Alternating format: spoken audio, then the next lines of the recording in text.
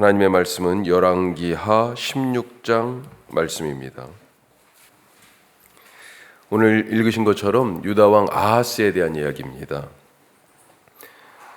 좀 위로 거슬러 올라가면 북이스라엘 왕 아합 시절에 남유다 왕하고 이렇게 서로 아주 마음이 착착 잘 맞았었죠. 그리고 심지어는 아합의 딸 아달랴가 남유다의 왕비가 되기도 합니다.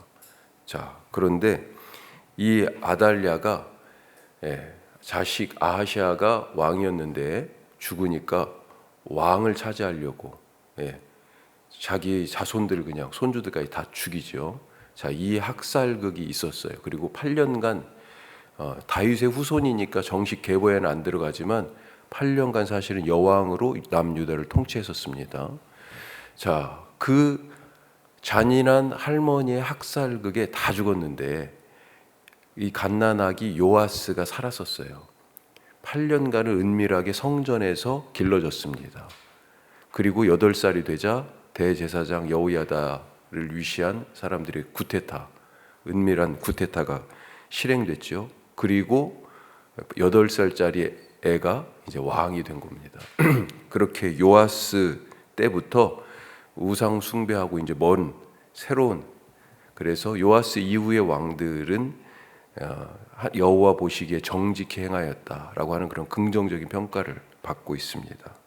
자, 그런데 이 정직하게 여호와 하나님 앞에서 행했다라고 대체적인 평가를 받는 요아스 이후의 왕들, 이들이 그런 좋은 평가를 받았지만 꼭 뒤에 뭐가 붙어 있냐면 산당은 제거하지 않았다, 이런 표현이 꼭 따라 붙어요. 아쉽게도. 자, 그나마 하여튼 그래도 대체적으로는 긍정적인 평가를 받았습니다. 하지만 오늘 말씀에 등장하는 이 아하스, 그 위로 그러니까 한 3대 4대 정도가 지금 요아스까지 거슬러 올라가요. 자, 그런데 오늘 말씀의 이 아하스는 기준에 상당히 지금 미달한 모습을 보이고 있습니다. 자, 2절 보니까 기준이 제시되어 있는데 뭐라고 되어 있습니까? 다윗과 같지 아니하여 여호와 보시기에 정직하지 않았다. 요아스 이후부터는 계속 정직했다 이렇게 나오는데 드디어 여호와 보시기에 정직하지 않았다는 부정평가를 받게 됩니다. 자, 3절에 보면 아하스는 유다 왕이지만 누구를 따라갔어요? 북이스라엘 왕들의 길을 따라갔다, 그렇게 돼 있어요. 이게 무슨 얘기예요? 단절되었던 아합, 그 다음에 그 아합의 딸로 시집왔던 지금 뭐 고조 넘어가가지고 그 아달랴, 그 할머니 우상 숭배 그런 길을 갔다는 그런 얘기입니다. 자, 그러면서 어떤 가증한 일을 했어요. 이방인들을 따라 가증한 일을 했는데 자기 아들을 제물로 바쳤다. 3절 끝에 그렇게 되어 있죠. 4절로 넘어가면 우상 숭배가 본격화됩니다. 그래서 아까 산당 남겨뒀다고 그랬잖아요. 산당이 이제 또 씨앗이 되는 거죠. 그래서 산당은 그 말뜻이 정확하게는 높은 곳이라는 뜻이에요. 높은 곳, 높은 산에서 예배를 드렸고, 그 다음에 작은 산당이라고 했는데 좀 더 낮은 곳이죠. 산 어깨, 산 마루에 있는 그런 곳에서 또 예배를 드렸고, 이방신을 섬겼고, 푸른 나무라고 되어 있는데 우거진 나무예요. 우거진 나무. 이 우거진 큰 나무들, 예전에 우리 성황당 그 나무에다가 막 그랬잖아요. 그런 개념이라고 생각하시면 좋겠습니다. 자, 그렇게 나라가 이제 우상 숭배의 땅으로 변해가고 있습니다. 자, 이러니까 나라가 어떻겠어요? 평안할까요? 자, 아람과 북이스라엘이 서로 마음을 맞춰가지고 연합군을 결성해서 이 남유다를 침공해 옵니다. 이때 활동한, 이 아스왕 때 활동한 선지자가 누구냐? 이사야입니다. 이사야. 자, 침공의 이유가 이사야 7장에 나와요. 이사야 7장. 북쪽의 강대국 아수르, 이 아시리아에게 맞서기 위해서 다메섹을 수도로 두고 있던 아람과 그 다음에 북쪽에 있던 북이스라엘이, 야 유다, 너희도 우리랑 같이 연합하자. 우리 아수르하고 같이 힘을 모아 한판 붙어보자. 이런 지금 마음으로 하는 거죠. 자, 그런데 자기들의 제안을 동맹 제안을 거절하고 유다가 그러자 야, 저 유다 왕을 아예 내려버리고 우리 마음에 맞는 왕을 세울까? 지금 그러면서 침공해 온 거예요. 이사야 7장 6절 말씀인데 이렇게 돼 있습니다. 우리가 올라가 유다를 쳐서 그것을 쓰러뜨리고 우리를 위하여 그것을 무너뜨리고 다베엘의 아들을 그 중에 세워 왕으로 삼자. 이런 모의를 하는 거죠. 이런 계획을 갖고 오는 것입니다. 이때 이 아람과 이스라엘의 동맹군을 보고 이스라엘이 이 남유다가 어떤 마음이었냐면 아하스와 유다 백성의 마음이 숲이 바람에 흔들림 같이 흔들렸다. 이렇게 표현되어 있습니다. 자, 하나님께서 이 위기에 처한 유다를 그냥 놓고 보지 않으셨어요. 선지자 이사야를 보내십니다. 그래서 아하스 왕에게 야, 아람하고 이 이스라엘은 연기나는 두 부직갱이 나무 토막에 불과해. 그렇게 위로하고 두려워하지 마, 낙심하지 마, 격려합니다. 자, 뿐만 아니라 그 일이 이루어지지 않을 것이다. 걔네들의 그 계획이. 자, 그렇게 분명하게 약속하세요. 그런데 아하스가 믿을까요? 그 말이 안 믿어지는 거예요. 왜요? 그걸 어떻게 내가 하여튼 쟤네들은 지금 침공해서 내려오고 나는 가진 게 하나도 없고 우리 군사로는 저들의 연합군을 막을 수가 없는 거예요. 안 믿어집니다. 그러니까 하나님이요 답답하셔서 야, 차라리 징조를 보여달라고 나한테 그래라. 자, 이게 이사야서 말씀이에요. 징조를 보여달라고 해라. 그러셔요. 자, 그러면서 그런 얘기도 못하니까 직접 하나님이 먼저 나서서 약속하십니다. 자, 그게 우리가 아는 유명한 이사야 7장 14절 말씀이에요. 이렇게 되어 있습니다. 그러므로 주께서 친히 징조를 너희에게 주실 것이라. 자, 징조를 아예 하나님이 주신다고 그래요. 못 믿으니까. 보라, 처녀가 잉태하여 아들을 낳을 것이요 그의 이름을 임마누엘이라 하리라. 임마누엘이 이 컨텍스트에서 나오는 것입니다. 자, 하나님은 구원자를 보내주신다 약속하셨고 구원자로 태어난 아기에게 임마누엘이라는 이름을 지어주시면서 하나님이 이 위기의 상황에서 함께 하신다라고 하는 것을 보증하십니다. 자, 그러면 위기에 처한 아하스, 하나님의 구원 약속을 듣고 또 구원자로 보낼 아기의 이름까지 지금 받았잖아요. 그런데 이 위기에 처한 아하스는 어떤 선택을 했을까? 상황이 어때요? 자기 힘으로 유다의 군대로는 이 동맹군을 막을 길이 없어요. 그래서 도울 자를 찾습니다. 현실적인 도움을 줄, 눈에 보이는 도움을 줄 도울 자를 찾아요. 이 신저신을 찾아서 그래서 우상 숭배를 하는 것입니다. 그 간절함이 얼마나 더했으면 아들을 이방 신들의 그 제사법을 따라서 양 한 마리 드리고 소 몇 마리 드리고 이 정도 안 되겠다. 내가 열심을 보여야지. 내 아들을 지금 제물로 잡아가지고 드리는 거예요. 그런 짓을 하게 되는 것입니다. 그런데도 구원의 가망이 보이지 않자 결국은 뭐예요? 어떤 선택을 합니까? 7절 말씀 오늘. 자, 누구를 붙잡았어요? 구원자를 찾았어요. 드디어 7절 같이 읽습니다. 아하스가 아수르 왕 디글랏 빌레셀에게 사자를 보내 이르되 나는 왕의 신복이요 왕의 아들이라. 이제 아람 왕과 이스라엘 왕이 나를 치니 청하건대 올라와 그 손에서 나를 구원하소서. 야, 이거 얼마나 치욕적입니까? 스스로 아수르 왕의 신복이고 난 당신의 아들입니다. 이렇게 조아려요. 그리고 나서 어땠습니까? 성전과 왕궁의 곳간을 다 털어가지고 은금을 다 모아서 갖다 바쳤어요. 도와달라고, 살려달라고. 아수르 왕이요? 그거 받고 그래도 기대대로 군대를 끌고 내려왔죠. 가장 가까이 있는 아람 박살을 냅니다. 다메섹을 점령하고요. 아람 왕 르신을 죽였습니다. 그 백성들을 다른 곳으로 이주시켜 버렸어요.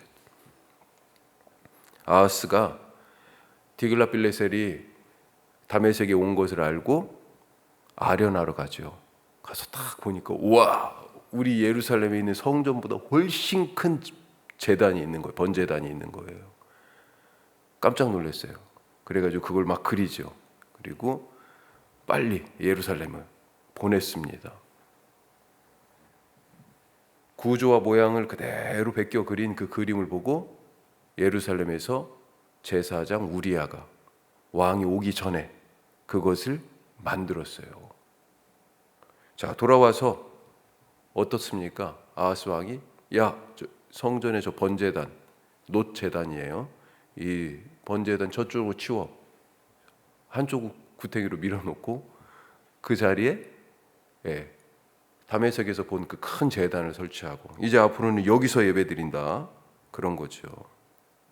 이런 아하스를 두고 역대기에서는 지금 어떻게 평가하냐 이렇게 말하고 있습니다. 역대하 28장 22절 이후에요. 자, 이렇게 한번 들어보세요. 이 아하스 왕이 곤고할 때에 더욱 여호와께 범죄하여. 곤경에 처하니까 누구는 부르짖잖아요. 좀 염치 없지만 그동안에는 하나님 이름 부르지 않고 열심히 신앙생활 못했어도 곤고하고 어려움이 있고 내 힘으로 해결할 수 없는 문제가 있으니까 주님 살려주세요. 그리고 친히 하나님 어땠어요? 징조도 보여주시고 선지자를 보내서 약속하시고 그걸 넘어서 징조도 보내주시고 그랬는데 못 믿잖아요. 어떤 사람은 정말로 붙들지만 어떤 사람은 아하스처럼 오히려 더 마음이 강팍해져서 여호와께 범죄한다. 그리고 다른 구원자를 지금 찾았잖아요. 역대의 말씀에 계속해서 이렇게 되어 있습니다. 자기를 친 다메섹 신들에게 제사하여 이르되 아람 왕들의 신들이 그들을 도왔으니 나도 그 신에게 제사하여 나를 돕게 하리라 하였으나 그 신이 아하스와 온 이스라엘을 망하게 하였더라. 아하스는 어려움을 당하자 여기저기 눈에 보이고 손에 잡히는 도움을 구했습니다. 하나님이 구원자 임마누엘 그 아기를 약속하셨지만 믿지 못했어요. 성소를 더럽혔습니다. 성전에서 이방신을 예배했어요. 그리고 결국 우상에 의지하다가 아하스 자신도 이스라엘도 모두 망하게 되었습니다. 나는 어디에서 도움을 찾습니까? 하나님이 나의 과연 구원자가 되십니까? 자, 또 하나 제사장 우리야 어떻게 생각하세요? 아하스 왕의 말을 그대로 따랐어요. 급하게 그림 그려가지고 보낸 것을 그대로 왕이 오기도 전에 이거 빨리 만들어야 돼. 전에 할아버지 우시야, 여기 열왕기에서는 아사랴라고 왕의 이름을 그렇게 되어 있는데 역대기는 우시야, 그리고 우시야라는 말이 이사야에도 우시야로 써요. 자, 이 아하스 왕의 할아버지가 우시야예요. 우시야가 승승장구하다가 하나님 복을 주셨어요. 그때는 정말로 하나님 마음에 딱 드는 왕이었거든요. 그런데 마음이 교만해졌어. 그래가지고 뭐 합니까? 성전에 들어가가지고 성소에서 제사장이 하는 일, 그걸 자기가 하려고 분향을 한다고, 향단에 분향을 하려고 불을 담아가지고 지금 가서 분향하기 직전에 그걸 대제사장 이름도 똑같아. 아사랴. 왕 이름이 그때 아사랴, 우시야. 대제사장 아사랴가 그 이야기를 듣고 80명의 헌신된 제사장들을 끌고 들어가 가지고요. 그걸 저지시킵니다. 왕이여 하지 마소서. 우시야가 열받잖아요. 아니 왕인데 내가 못할 게 뭐가 있어요? 이게 뭐 어려운 일이라고요. 향 살리는 게. 그래 화를 냅니다. 그때 하나님이 당신을 버린다. 이 제사장이 목숨을 걸고 사실은 얘기하는 거죠. 그런데 지금 제사장 우리야는 어때요? 자기가 그냥 알아서 미리 기는 거죠. 성전 기물들을 재배치하고 우상의 제단을 이 성전들에 만들고 성전에서 이방신을 섬기는 제사를 주관하여 드리는 그런 일을 하고 있어요. 이런 놈이 제사장입니까? 왕이 무서워서 지 목숨 하나 지키려고 제사장의 직분 하나님을 버렸습니다. 나는 주님의 말씀이 내 목숨보다 귀하고 주의 이름이 내 이름보다 귀한 그런 삶입니까? 오늘 이 말씀, 이 아하스의 모습을 거울로 삼아서 하나님 앞에서 정직하게, 하나님이 보시면서 참 좋다, 저렇게 살아야지, 기쁘다 라고 얘기하실 수 있는 그런 하루 되시기를 축복합니다. 기도하겠습니다. 오늘 여럿이 더 오시니까 더 좋네요. 기도하는 열심이 우리 교회 가운데 넘치게 하옵소서. 이 가을이 B2B100, 우리 말씀 읽고 기도하고 한 사람을 가슴에 품고 같이 신앙생활하기 원합니다. 복음 전하는 그런 일이 우리 가운데서 시작되게 하옵소서.